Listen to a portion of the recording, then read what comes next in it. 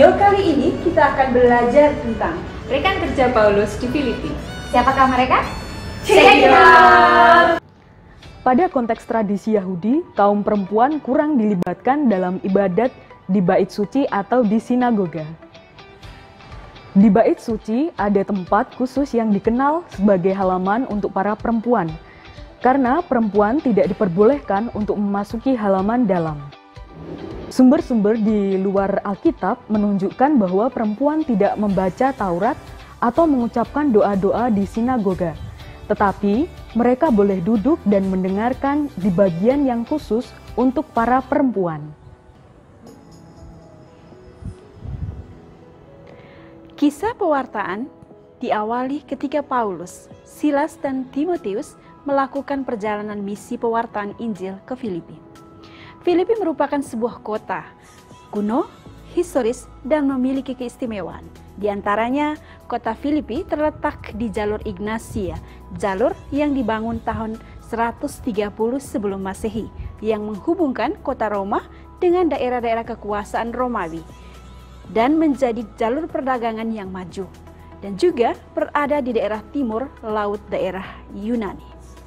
Yang kedua, kota Filipi memperoleh ius Italicum, yaitu hak tertinggi yang bisa dimiliki oleh sebuah kota dalam kekaisaran Romawi, dan memperoleh otonomi dalam pemerintahan, pembebasan pajak bagi rakyatnya, dan juga perlakuan seperti yang diterima oleh orang-orang Romawi.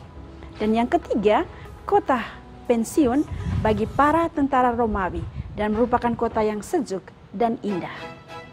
Di kota Filipi, Paulus dan kawan-kawan berusaha mencari komunitas Yahudi untuk melaksanakan peribadatan. Mereka keluar pintu gerbang kota dan menyusuri tepi sungai dan menemukan tempat sembahyang atau sinagoga. Di sini mereka hanya bertemu dengan sekelompok perempuan yang berkumpul untuk berdoa. Pernyataan ini mungkin berarti bahwa laki-laki dan perempuan berdoa pada waktu yang berbeda-beda. Dari kelompok perempuan itu yang terpikat akan pengajaran Paulus dan menjadi Kristen adalah Lydia. Lydia adalah perempuan Eropa pertama yang dibaptis oleh Paulus. Ia adalah seorang penjual kain ungu dari kota Tiatira. Ia digambarkan sebagai seorang yang beribadah kepada Allah. Ia memperhatikan apa yang dikatakan oleh Paulus dan rekan-rekan misionarisnya, dan percaya kepada Yesus Kristus, sehingga ia dibaptis bersama-sama dengan seisi rumahnya. Selain Lydia, disebut juga Euodia dan Sintike, dua orang perempuan yang juga memiliki peranan penting dalam jemaat yang dinasehati oleh Paulus untuk menjadi sehati dan sepikir karena mereka berselisih dan mempengaruhi hidup jemaat. Dalam pembahasan ini, kita akan belajar untuk mengenal kaum perempuan yang juga menjadi misionaris Kristus bersama Paulus di Filipi.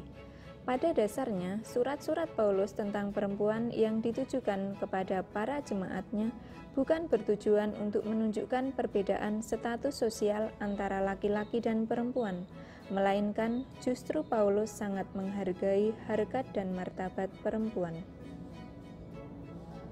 Peranan perempuan menjadi sangat penting dalam pertumbuhan dan perkembangan jemaat di Filipi, di mana mereka berusaha memberi apa yang dipunyai, seperti harta kekayaan, rumah sebagai tempat untuk memperlancar proses pewartaan Injil kepada seluruh jemaat.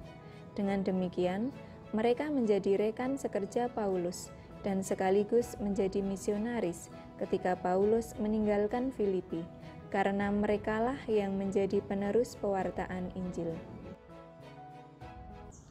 Dalam Perjanjian Lama, perempuan dihadapkan dengan berbagai aturan atau tradisi yang mengikat.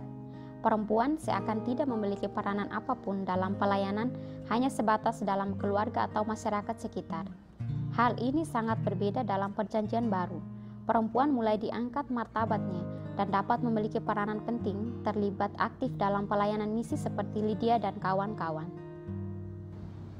Pada saat ini, perempuan dapat melakukan pekerjaan yang dilakukan oleh kaum laki-laki, misalnya menjadi katekis, prodiakon, atau tugas gereja lainnya yang dulunya hanya dikerjakan oleh laki-laki.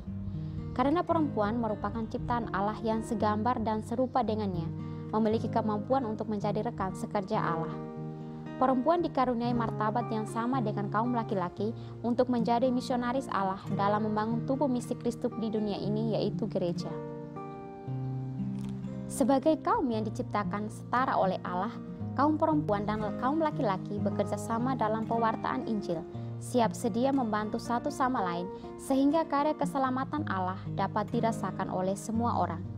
Terlebih bagi kaum perempuan, keselamatan yang sekarang boleh dirasakan adalah pembebasan dari perbedaan kelas sosial, martabat perempuan dihargai, dan peranan perempuan diapresiasi dalam masyarakat. Kalau bukan sekarang, kapan lagi? Kalau bukan kita, siapa lagi? Bersatu menjadi misionaris Allah dalam kesaksian hidup setiap hari.